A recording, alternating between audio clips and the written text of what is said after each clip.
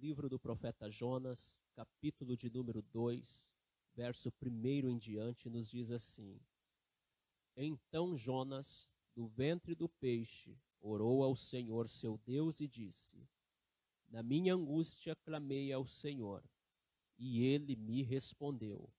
Do ventre do abismo gritei, e tu ouviste a minha voz. Pois me lançaste nas profundezas, no coração dos mares, e a corrente das águas me cercou. Todas as tuas ondas e as tuas vagas passaram sobre mim. Então eu disse: Estou excluído da tua presença. Será que tornarei a ver o teu santo templo? As águas me cercaram até a alma. O abismo me rodeou e as algas se enrolaram na minha cabeça. Desci até os fundamentos dos montes, desci até a terra, cujos ferrolhos se fecharam atrás de mim para sempre. Tu, porém, fizeste a minha vida subir da sepultura, ó Senhor meu Deus. Quando dentro de mim desfalecia a minha alma, eu me lembrei do Senhor, e subiu a ti a minha oração, no teu santo templo. Os que adoram ídolos vãos abandonam aquele que lhes é misericordioso. Mas, com a voz do agradecimento, eu te oferecerei sacrifício, o que prometi cumprirei. Ao Senhor pertence a salvação. E o Senhor falou ao peixe, e este vomitou Jonas na terra. Querido Deus e amado Pai, quero nesta hora, Senhor, mais uma vez falar com o Senhor e pedir a tua graça e a tua misericórdia para que o Senhor, ó Deus, venha falar conosco através da tua bendita e preciosa palavra. Ó Deus soberano, venha nos instruir, venha falar com o teu povo, falar com a tua igreja. Venha, Senhor, nesta noite, receber o nosso culto e venha, Senhor, derramar sobre nós da tua sabedoria e do teu conhecimento. Em o nome de Jesus. Amém, Senhor.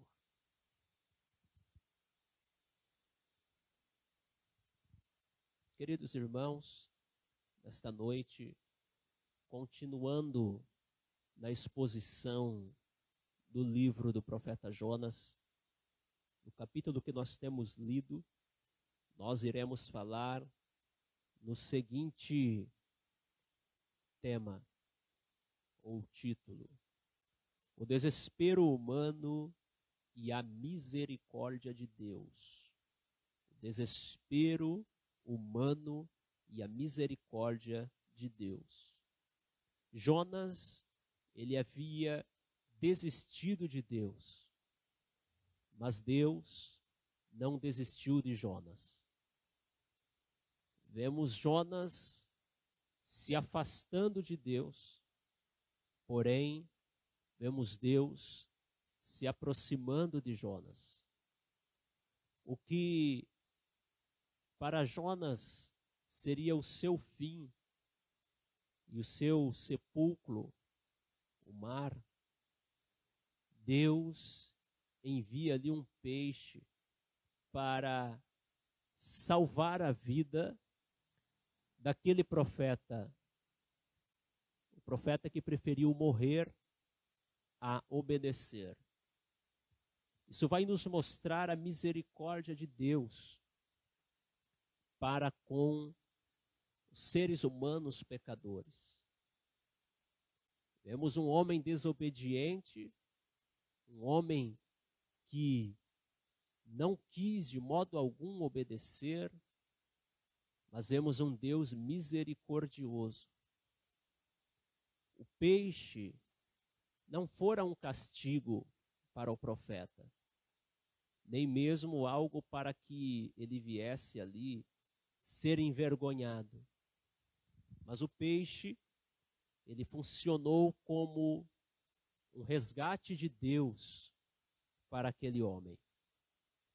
E nós vamos ver que este grande milagre ele acontece em um momento onde tudo parecia estar acabado. Mas Deus tinha um propósito para com Jonas e Deus tinha um propósito para com Nínive.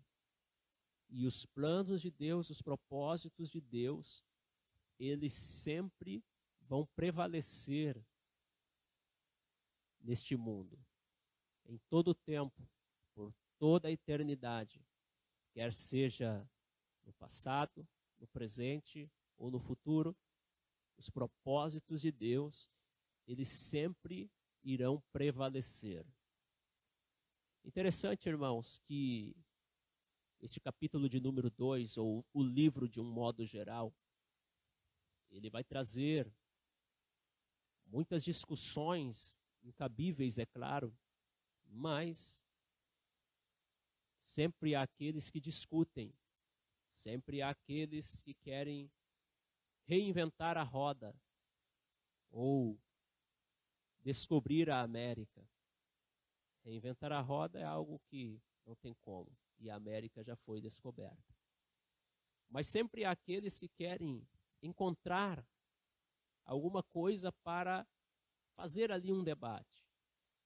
E existe várias linhas teológicas, e entre essas linhas existe uma muito danosa, entre tantas, mas uma que é muito danosa, que é o chamado liberalismo teológico. Os teólogos dessa linha teológica, eles vão discordar de muitas coisas. Eles chegam a dizer que a Bíblia ela não é a palavra de Deus, mas ela contém a palavra de Deus. Então, algumas partes são palavra de Deus, outras partes não. Então, em um todo, ela não é, ela contém. Nós sabemos que a Bíblia ela não contém, ela é a palavra de Deus. De Gênesis a Apocalipse, o que nós vamos encontrar é a palavra de Deus. Não existe uma vírgula que a gente possa dizer, isso aqui não é a palavra de Deus, isso aqui é a palavra do homem. Sabemos que foi homem quem escreveu, foram homens quem escreveu a Bíblia Sagrada, seus 66 livros. Porém, todos esses homens, durante um período da história, eles receberam a inspiração do alto. Quer seja uma escrita profética de algo que eles não presenciaram em seu tempo, mas que iria acontecer em tempos futuros, e talvez ainda coisas que nem aconteceram, muitas delas não aconteceram ainda, quer sejam escritos históricos, coisas que eles receberam dos seus antepassados ou que eles vivenciaram em seu tempo. Tudo isso nós vamos ver que foi Deus quem inspirou. Deus fez tal coisa. Mas existem os teólogos liberais. E um dos alvos, dentre tantos que eles possuem, vai estar o livro de Jonas. E eles vão negar essa história. Eles vão falar que é impossível um homem ser engolido por um peixe, um grande peixe, e este homem sobreviver. Eles vão falar que o livro de Jonas é uma parábola. Porém, nós sabemos que essa história ela aconteceu e que está acima de qualquer suspeita, pois está na palavra de Deus. E este milagre, o milagre de Jonas ter sido engolido pelo peixe, pelo grande peixe, independente do que fosse essa criatura. Alguns vão dizer que fora uma baleia.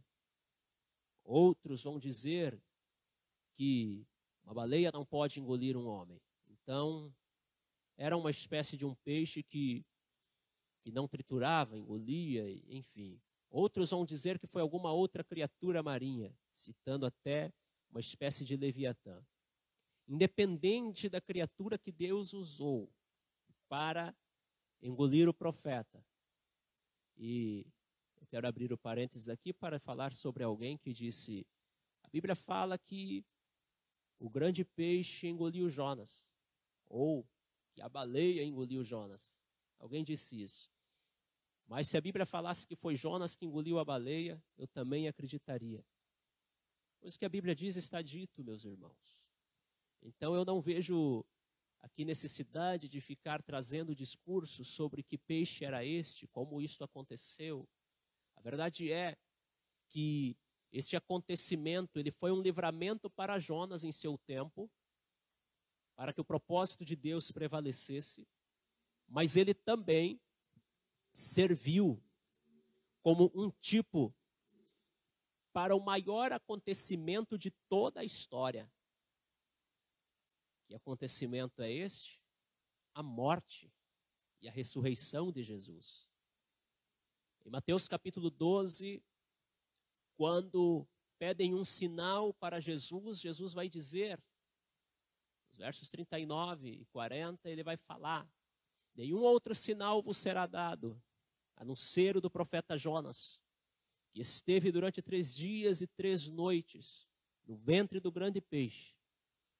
Então vejamos que este acontecimento, ele vai ser um tipo para o maior acontecimento de toda a história, que foi a morte e a ressurreição de Jesus.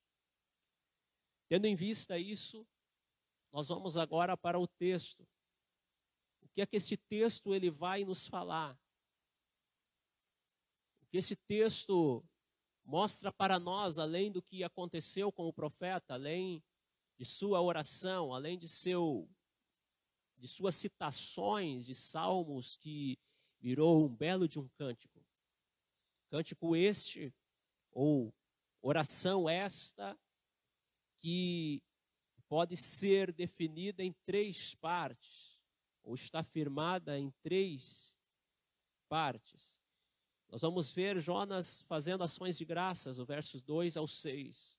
Nós vamos ver Jonas, ele ali apresentar uma contrição, versos 7 e 8.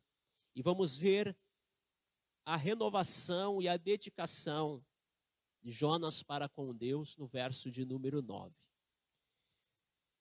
Jonas já estava no mar.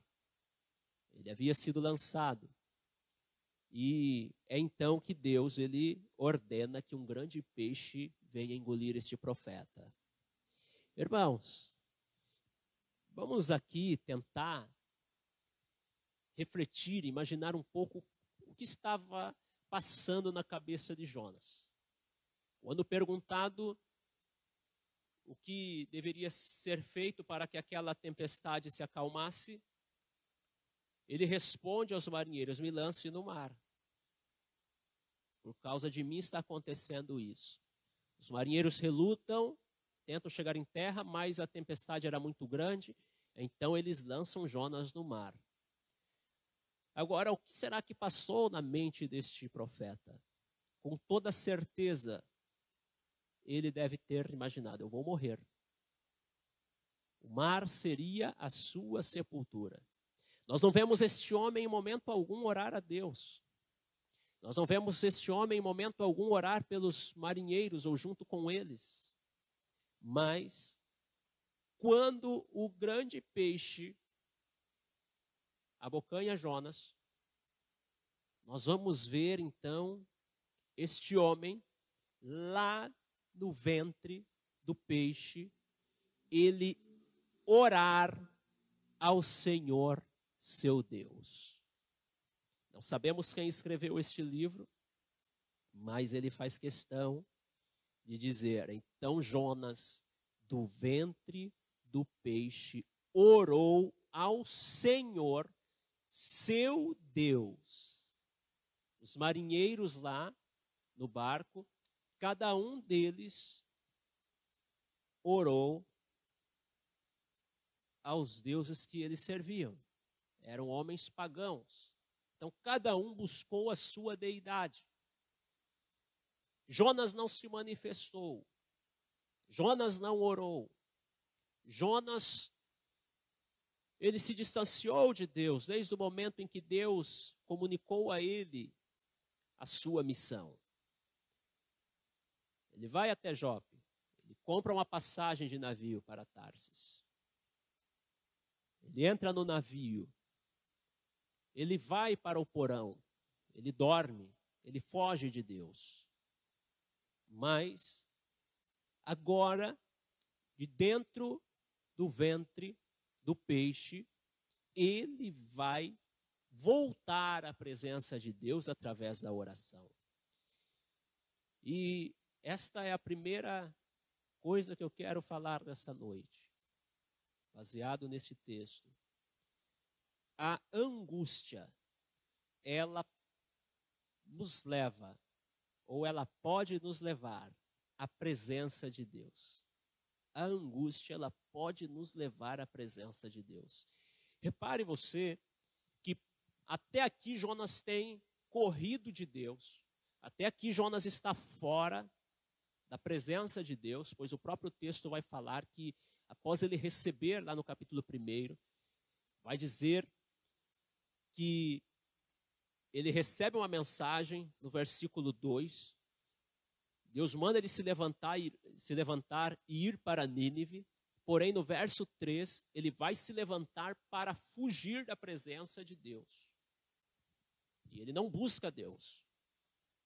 Mas, aqui no capítulo 2, quando ele está no ventre do peixe, ele vai orar a Deus, orar ao seu Deus.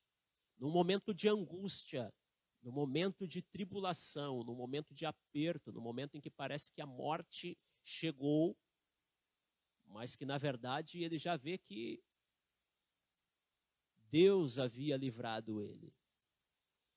Ele estava angustiado, ele estava passando por um momento muito difícil.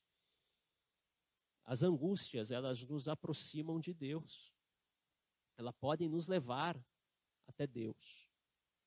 Quem está na desobediência, ele foge da presença de Deus. Quem está caminhando errado, ele não para orar. Ele não para ter uma comunhão com Deus.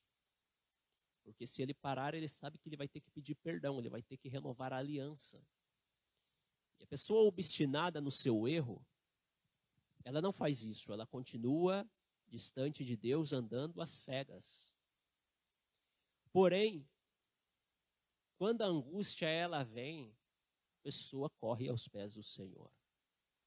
Nós temos vivenciado isso durante o tempo que servimos a Deus.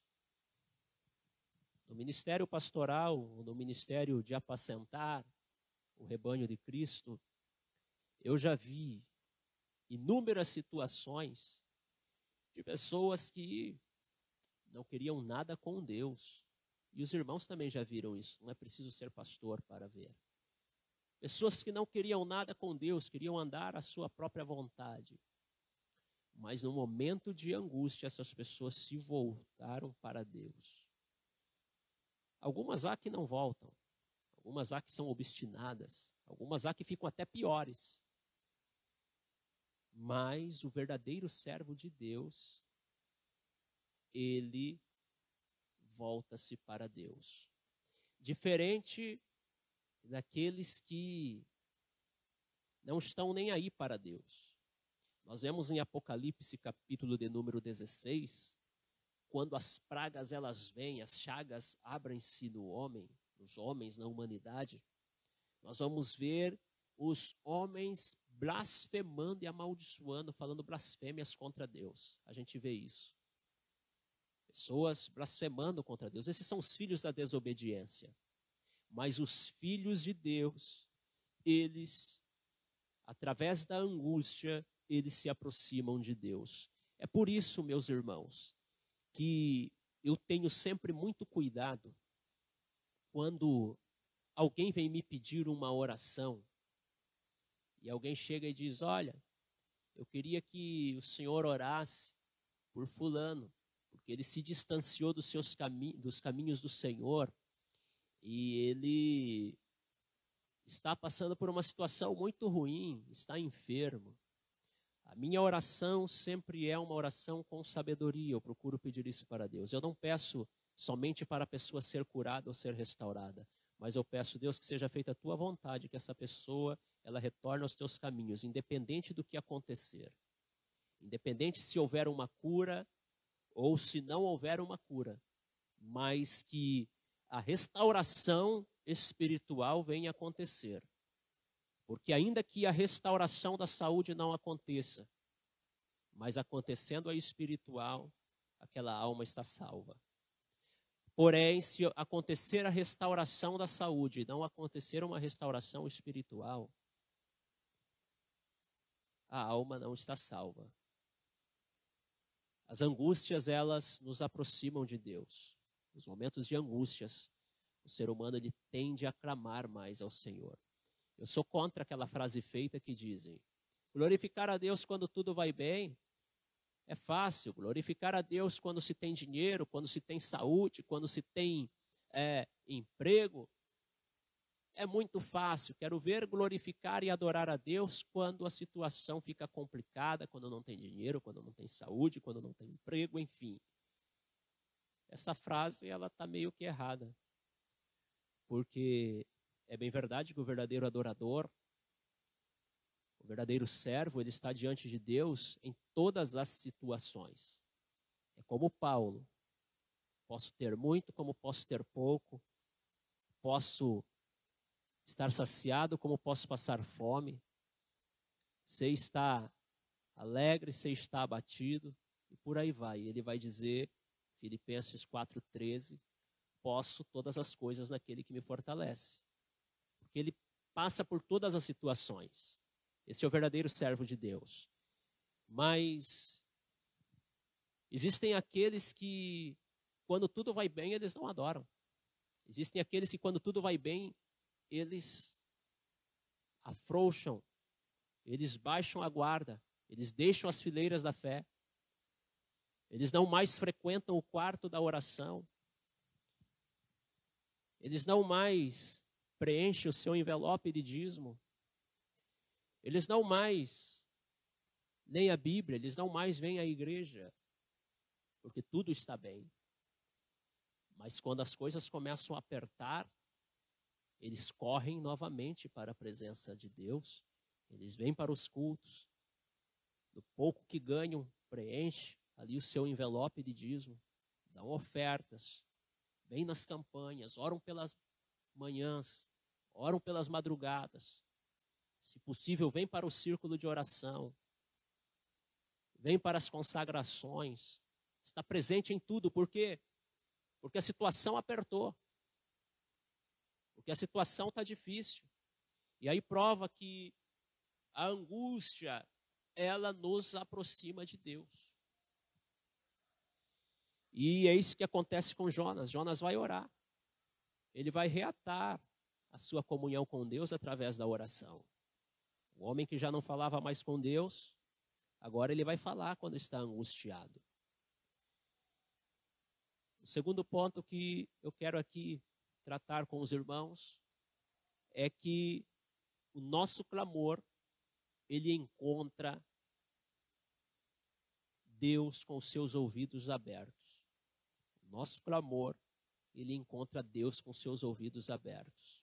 O profeta Isaías, ele escreve dizendo: porque os ouvidos do Senhor não estão fechados para que não possam ouvir, nem a sua mão encolhida para que não possa salvar.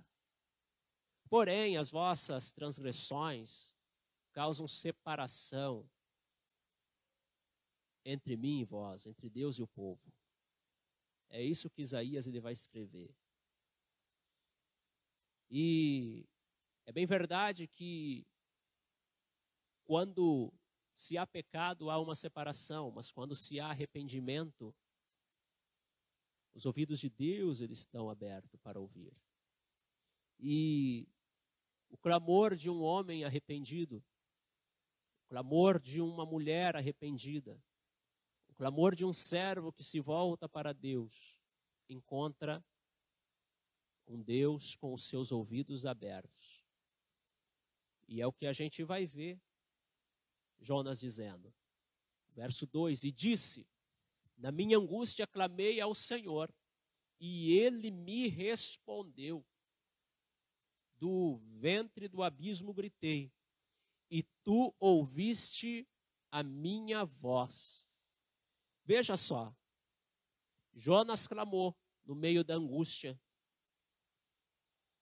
e Deus respondeu. Jonas gritou, e Deus ouviu a voz dele.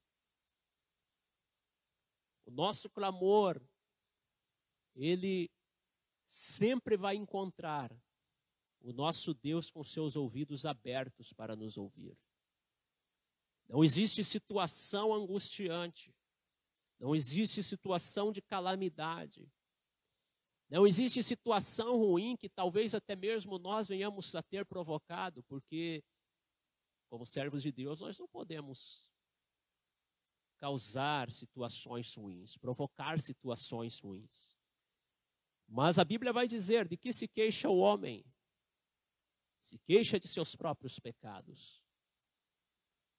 Muitas situações, muitas complicações que nós enfrentamos são causadas por nós mesmos. E nós nos queixamos.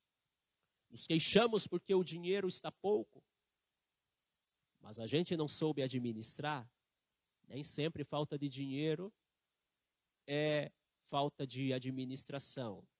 Não é isso. Mas algumas vezes, ou na maioria das vezes, o é.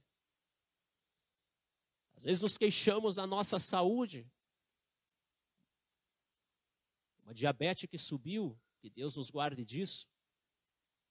Mas, às vezes a pessoa não vigiou no doce, no açúcar.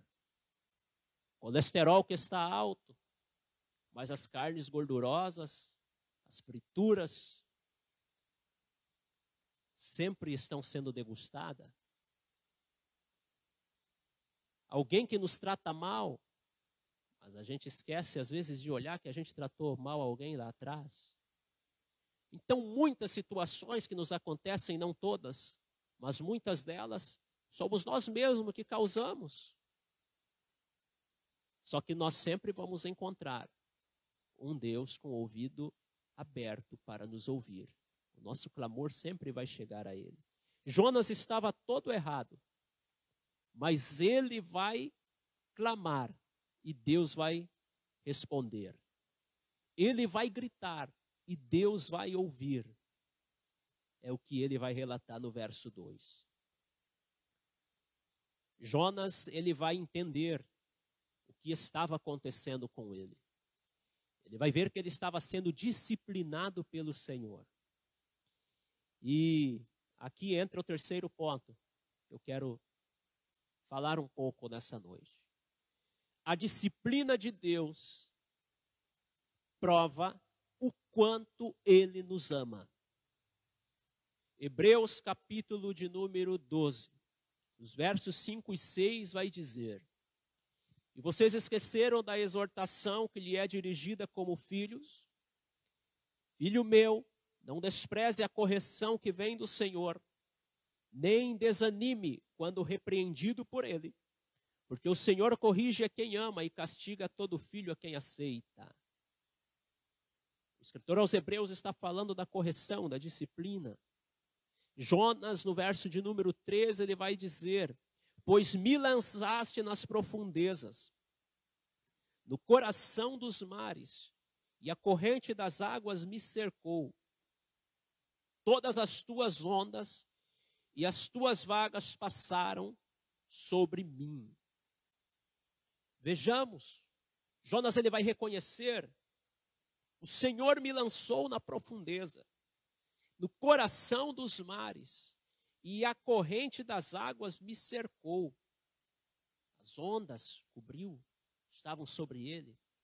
Ele estava na profundeza. E ele vai aqui entender que ele estava sendo disciplinado por Deus.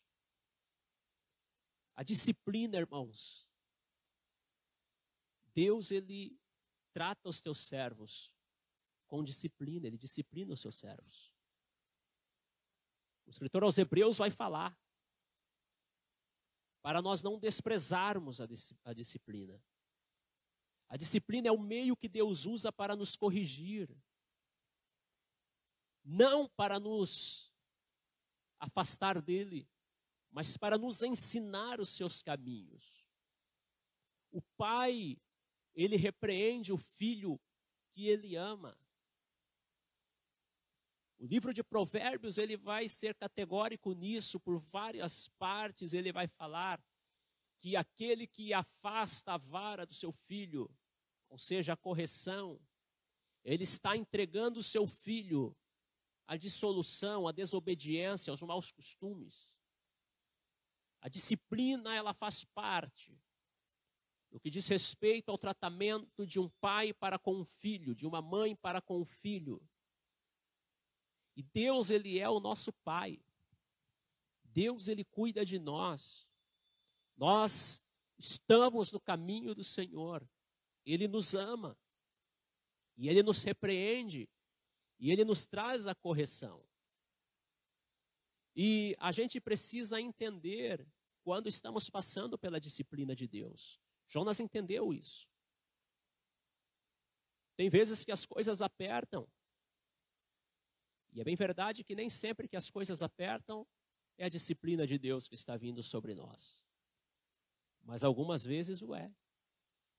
E é preciso que eu e você, que nós tenhamos memória, inteligência, discernimento, para entender que estamos sendo disciplinados. E por que estamos sendo disciplinados?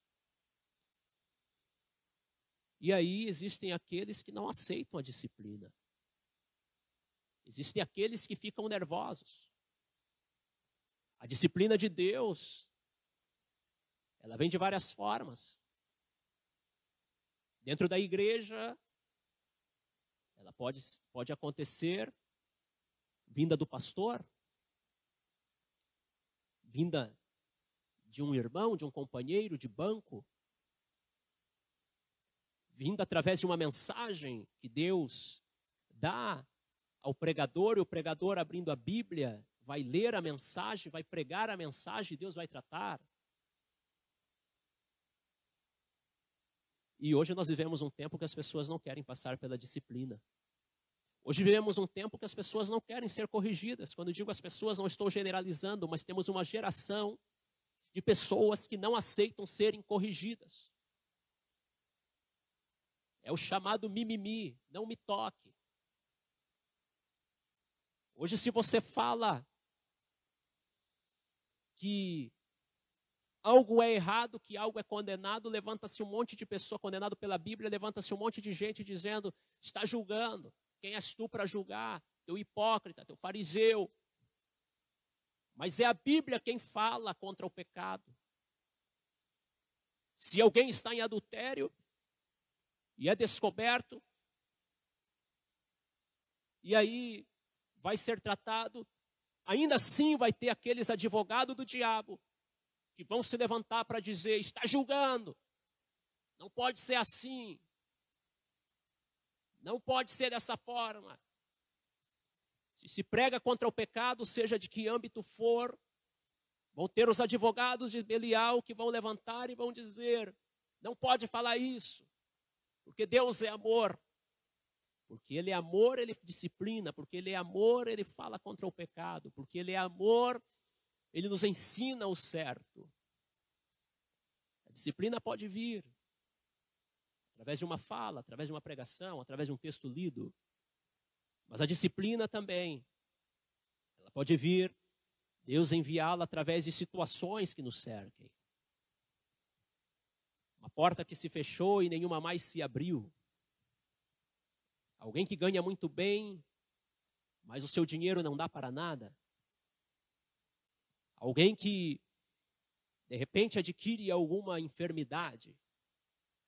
Ou talvez não consiga dormir.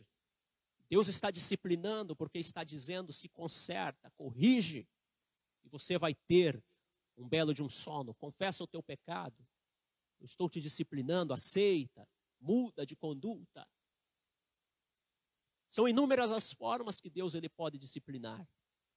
E até mesmo levando a situações dolorosas que parece que a morte vai chegar. Como foi o caso de Jonas. Jonas desceu ao mais profundo abismo. E alguém vai dizer, mas foi ele quem pediu para ser jogado de lá. Mas ele vai falar, o Senhor me lançou. Porque Jonas vai entender que desde o começo Deus estava no controle e ele sempre estará. E mesmo Jonas dizendo, eu quero pôr um fim à minha vida, acabou aqui, Deus vai segurá-lo. Vai enviar um peixe para resgatá-lo. E ele vai aceitar a disciplina. Quem não aceita a disciplina, coisas piores acontecem. A morte e o inferno. Mas quem aceita a disciplina, ainda que seja dolorida, ainda que traga constrangimento, mas ele vai passar pela correção e vai entrar no plumo, vai entrar na medida que Deus quer que ele entre. Caminhemos um pouco mais. Os versos de 4 a 6, a parte A, versículo 4 ao 6, a parte A, vai estar dito da seguinte forma: então eu disse, estou excluído da tua presença. Será que tornarei a ver o teu santo templo? As águas me cercaram até a alma. O abismo me rodeou. As algas se enrolaram na minha cabeça. Desci até os fundamentos dos montes. Desci até a terra, cujos ferrolhos se fecharam atrás de mim para sempre. Nós vamos ver Jonas relatando o que lhe aconteceu. E aqui a gente aprende uma lição muito importante. Que é o quarto ponto que eu quero tratar aqui. O pecado, ele nos afasta de Deus e nos deixa aprisionados, nos levando ao mais profundo abismo. O pecado, primeira coisa, ele nos afasta de Deus. Primeira coisa que acontece. Ele nos deixa aprisionados. E ele nos leva para o mais profundo abismo. Aconteceu isso com Jonas. Nesta oração dele, que vai ser aqui uma espécie de cântico, e se a gente for ver, ele vai fazer citações de salmos. Aqui ele vai pôr, olha, no momento de dificuldade, ele vai colocar a palavra de Deus. Tudo aquilo que ele conhecia, ele era um profeta. Ele conhecia a lei, ele conhecia os livros históricos, ele conhecia a poesia hebraica. Ele era um conhecedor da palavra, só estava fora dela. Mas no momento de angústia ele vai citar vários trechos de salmos, vai fazer citações aqui. E nós vamos aprender que o pecado nos afasta de Deus, ele nos aprisiona e ele nos leva ao mais profundo abismo. Veja só, estou excluído da tua presença, afastado de Deus. Irmãos, o salário do pecado é a morte. A morte, ela é separação. A Bíblia ela vai falar de morte, e ela vai falar de 3 tipos de morte. A morte espiritual, que é o afastamento de Deus em vida. Ela vai falar da morte física, que é quando a pessoa ela perde a vida, ela é sepultada, ou seja, ela deixa ali de viver, é a morte física, sendo que quem morre fisicamente, se ele estiver vivo espiritualmente, ele não vai ter encontro com a terceira morte que eu vou citar aqui, porque ele está vivo espiritualmente.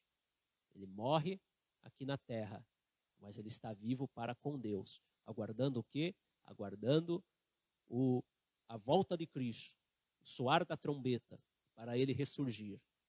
Muitos irmãos nossos, milhares de milhares, e por que não dizer milhões de milhões, ou até bilhões, já partiram e estão aguardando esse glorioso dia. eram mortos espiritualmente.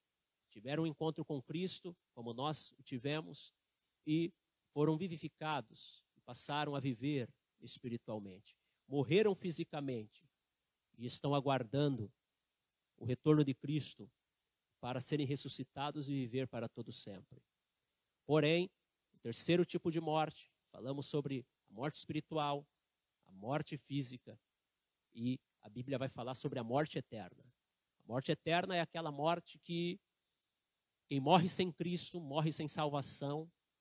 Um dia ele ressuscitará, mas não para a vida eterna, e sim para a morte eterna, onde para todo sempre estará no inferno, no lago de fogo. Sofrerá ali punição eterna, o castigo eterno. Então, a Bíblia vai falar sobre esses três tipos de morte. Mas morte em si, ela é separação. E o pecado, ele traz essa separação. Vai trazer essa morte, a morte espiritual, a morte física e a morte eterna. Nem todos que morreram fisicamente ou que morrem fisicamente estão mortos espiritualmente. Isso é um processo que todos têm que passar, somente aqueles que forem arrebatados, e eu quero ser arrebatado, eu não quero ver a morte, mas eu creio que essa é a vontade de todos hoje.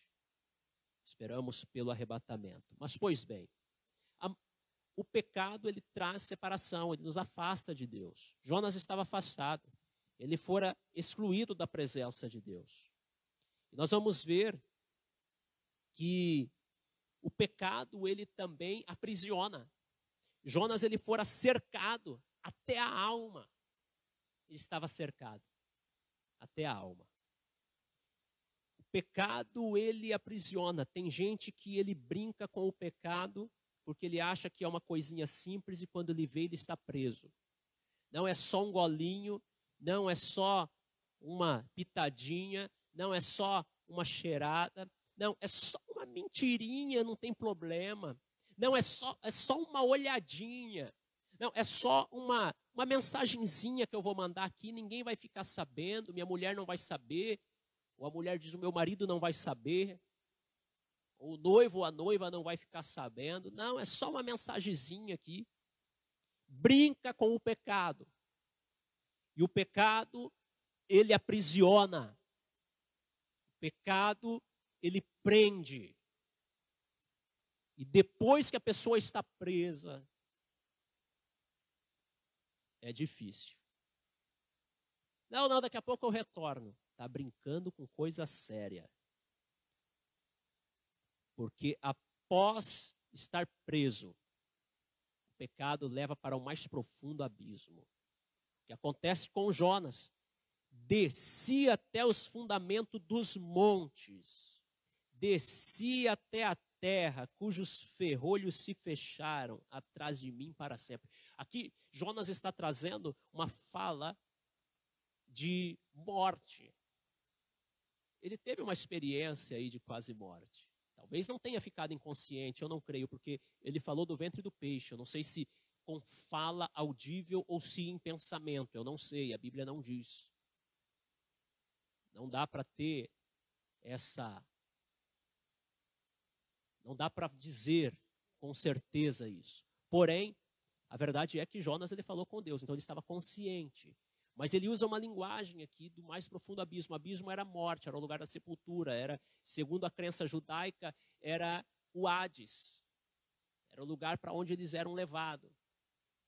E Jonas, ele vai usar essa linguagem, porque o pecado, ele leva para o inferno. O pecado, ele leva para a mais profunda escuridão. Quem está em Cristo está na luz. Quem sai da luz vai para as trevas, e densas trevas.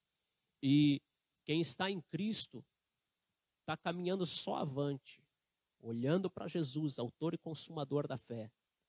Quem deixa Cristo está caminhando às cegas, indo para o mais profundo abismo. É isso que o pecado ele faz. Por isso, não brinque com o pecado. Você que está nos assistindo, não brinque com o pecado. Tome cuidado. Não, é só uma coisinha, não tem problema, é só uma mentirinha só, não vai causar mal nenhum. Toma cuidado. Não brinque com o pecado.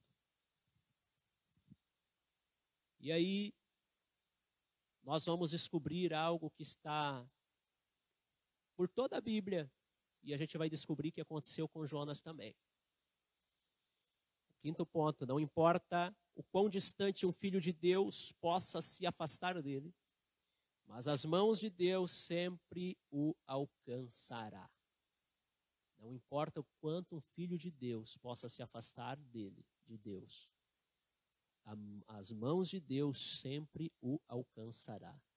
É o que a gente vai ver, a parte B do verso 6, aonde vai estar escrito: Tu, porém, fizeste a minha vida subir da sepultura, ó Senhor meu Deus.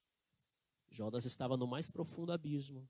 Jonas estava completamente preso. Jonas estava afastado de Deus. Mas ele clama e Deus o escuta. Deus o ouve. E o que é que Deus vai fazer? Deus vai tirá-lo de lá. Na verdade, irmãos, Jonas aqui está relatando o que aconteceu, né? Deus não socorreu Jonas porque ele orou para que isso acontecesse, né? Então, eu preciso que explique bem isso. Não foi porque ele orou, Deus me salva daqui. Não. Aqui ele está relatando o que aconteceu. Jonas era um filho de Deus. Ele estava na disciplina, ele não estava perdido, ele estava passando pela disciplina. E o que é que Deus faz com ele então? Jonas estava distante. É lógico que é uma figura de linguagem, porque ninguém está distante de Deus, Deus está em todos os lugares, mas no que diz respeito à comunhão com Deus, ele estava distante. O que é que Deus fez? Resgatou Jonas com as suas mãos e trouxe ele lá do abismo. Aquele que estava preso, que estava cercado, Deus quebrou as correntes. Aquele que estava afastado, Deus trouxe para perto. Porque as mãos de Deus, elas sempre alcançam os seus filhos. Deus tinha um propósito para com Jonas.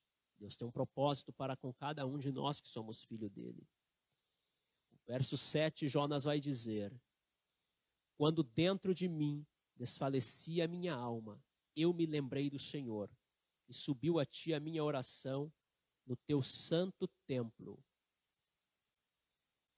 Isso mostra, irmãos, que sempre há uma esperança. Sempre haverá esperança para aqueles que servem a Deus. Jonas, ele vai aqui usar a sua mente. A sua alma quase desfalecia. Porém, ele se lembra do Senhor. E ora, e a oração sobe até Deus. Sempre haverá esperança. Não importa o que venhamos passar. Há esperança. Deus sempre vai estar prestes a nos ouvir. A nossa oração, ela chega aos ouvidos de Deus. E através dela, Deus, ele muda situações, Deus, ele muda circunstâncias. Aonde você já colocou um ponto final, aonde eu já coloquei um ponto final, Deus, ele arranca. E não se trata aqui de uma mensagem de autoajuda, de uma mensagem massageadora de ego. Não. Mas se trata de uma realidade onde muitos de nós pensamos, acabou. Deus, ele diz, vai continuar porque eu ainda não terminei. Então a nossa oração, ela tem esse efeito. Sempre haverá esperança. E no 7º ponto aqui, Jonas, ele vai falar algo, e isso serve de um alerta para todos. Ele vai mostrar que a idolatria consiste no abandono ao único Deus verdadeiro.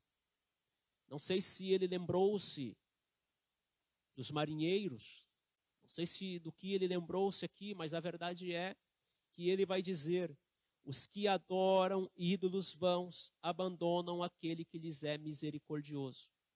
A idolatria consiste no abandono a Deus, no abandono ao único Deus verdadeiro. A idolatria é um pecado gravíssimo contra Deus. Nós não podemos incorrer neste erro. E quando se fala em idolatria no meio evangélico, no nosso meio, Muitos vão dizer, eu estou livre desse pecado, porque eu não tenho nenhuma imagem de escultura, eu não tenho nenhum crucifixo, eu não tenho nada, nem nenhuma imagem, não tenho nada, nenhum cartãozinho no meu bolso que possa remeter a isso. Mas idolatria não é apenas se prostrar diante de imagens de escultura.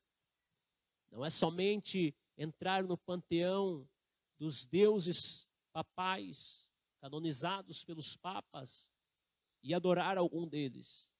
Mas idolatria, todos nós corremos o risco de cometer quando deixamos Deus de lado e olhamos para alguém ou alguma coisa que possa ocupar o lugar de Deus. Podemos cair nesse pecado se não vigiarmos. Às vezes não é escancarado, mas alguém que coloca a sua confiança em alguém, ou em alguma coisa, em alguma situação, ou em alguma promessa, que não seja Deus ou algo vindo de Deus, este alguém está cometendo idolatria. Tem gente que idolatra o próprio filho. Tem gente que idolatra o dinheiro, o pouco dinheiro que tem. Não, eu não posso fazer isso porque senão vai me faltar. Não, eu não posso abrir mão disso porque para fazer alguma coisa para Deus, porque senão eu vou me complicar aqui. Não, eu não posso devolver o meu dízimo, porque se eu devolver vai me faltar para mim pagar as minhas contas. Outro idolatra a esposa ou o esposo.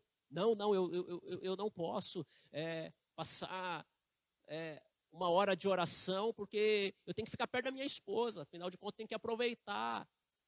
Eu estou com toda a virilidade, eu tenho que estar perto dela. Ou vice-versa. Não, eu não posso ir para a igreja, porque se eu for adorar o Senhor, ou então se eu for para um ensaio, eu vou deixar minha esposa aqui, ou eu vou deixar o meu esposo, que eu estou falando quando os dois é crente. Tá? Não estou falando aquele caso de pessoas que têm problemas, porque um é crente e o outro não é. Tem que ser sábio. A gente não aconselha ninguém a bater o pé e dizer eu vou. Se o outro não é crente e diz não vai, toma cuidado, tenha sabedoria, saiba conversar, peça direção para Deus, peça um aconselhamento pastoral. Mas eu estou dizendo naquele caso onde os dois são, e fica essa coisa. Não, ou então, namoro. Não, eu não posso ir para o culto hoje porque eu tenho que ver minha namorada. Não posso ir para o culto hoje porque o namorado vem aqui em casa. Está idolatrando o namorado, está idolatrando a namorada, está idolatrando o esposo, a esposa. Está idolatrando tantas coisas e deixando Deus. Isso é idolatria. Ou então, de repente, alguém que pode até dizer, não, eu não vou para o culto porque eu gosto de ir bem arrumado. Bem arrumada, agora tem que pôr essas máscaras, fica esquisito. Quem que vai? Só não vai ver meu aparelho, não vai ver meu sorriso, tanto homem quanto mulher. Então eu não vou ir de máscara para a igreja. Peraí, filho. Que negócio que é esse? Isso é para tua proteção. Idolatria ao eu. Isso é narcisismo. Pessoa que idolatra a si próprio. Deixa Deus de lado. Jonas vai falar que aquele que idolatra está abandonando a Deus. O Deus que é misericordioso. Para encerrar, um coração que retorna a Deus não é desprezado por ele. Davi escrevendo no Salmo 51, ele vai dizer, um coração quebrantado e contrito, o Senhor não desprezará. Davi havia cometido o pecado de adultério. Se arrependeu, Salmo 51 é um salmo de arrependimento. E ele vai dizer isso. E nós vamos ver aqui Jonas, ele se quebrantar, ele se arrepender diante de Deus. Ele estava com seu coração contrito. O verso 9 vai dizer, mas com a voz do agradecimento eu te oferecerei sacrifício. O que prometi cumprirei, renovando a aliança. Ao Senhor pertence a salvação. Verso 10. E o Senhor falou ao peixe. Olha que Deus maravilhoso. E este vomitou Jonas na terra. Depois de Jonas se contritar, depois de Jonas se quebrantar, depois de Jonas retornar para Deus, reconhecer que errou, Deus vai dizer: peixe, pode vomitar esse lá na terra. Vomita ele lá. Já disciplinei ele. Ele já entendeu o que está acontecendo. Deus, ele não despreza. Deus, ele não despreza aquele que se arrepende. A Bíblia vai dizer, Provérbios 28, 13, o que esconde as suas transgressões nunca prosperará, mas os que a confessa e deixa alcançará misericórdia. Está arrependido? Volta-se para Deus. Tem misericórdia para você. Se afastou? Pede perdão. Se quebranta? Tem misericórdia para você. Deus não vai te desprezar. Pode quem quiser que seja te desprezar, mas Deus não despreza. Deus não despreza um filho dele que se arrependeu. Jamais. Filho ele não despreza. Quem está quebrantado ele não despreza. Um arrependimento sincero ele recebe.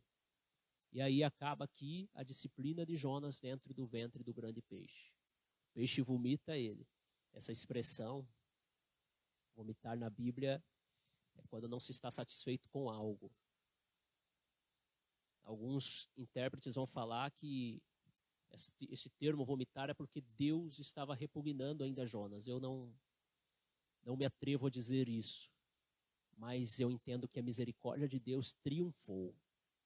O desespero humano e a misericórdia de Deus